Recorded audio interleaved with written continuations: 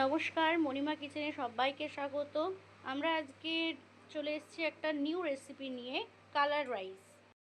Colour rice বানাতে আমরা main ingredients নিয়েছি বাসমতি রাইস, বিনস, গাজর, কাজু, কিশমিশ, এখানে গোটা গরম মশলা আছে। আমরা একটা কড়াই বসিয়ে নিয়েছি, এবারে তার মধ্যে দেবো সাদা তেল। তেলের মধ্যে সামান্য ঘি দিয়ে দেবো। তেল আর ঘি গরম হয়ে গেছে, তো এবারে আমরা দেব গোটা গরম মশলা। একে একে সব সবজিগুলো দিয়ে দেব।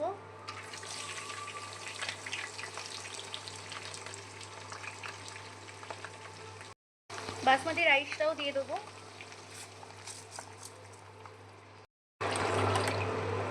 এক বাটি চাল নিয়েছিলাম, এই বাটির এক বাটি, তো ওই সেম পরিমাণ জলও দিয়ে দেব।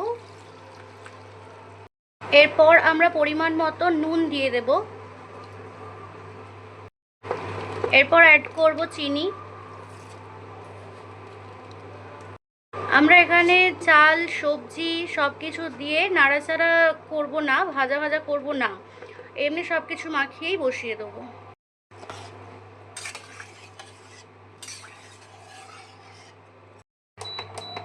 আমরা 5 মিনিট টাইম দেব। কালার রাইস বানানোর জন্য আমরা 5 মিনিট টাইম দেব, তারপর যদি না হয় তখন আর কিছুটা সময় দেব। আমরা 5 মিনিট পর ফিরে এসেছি, তো দেখি কিভাবে কি হচ্ছে। তো দেখুন 5 মিনিট পরেই আমাদের ভাতটা পুরো রেডি।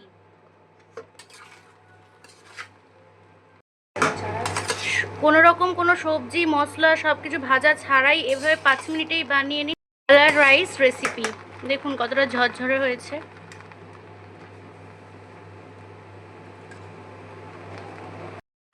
রেডি হয়ে গেছে, তো আমরা এবার সার্ভ করে দেবো।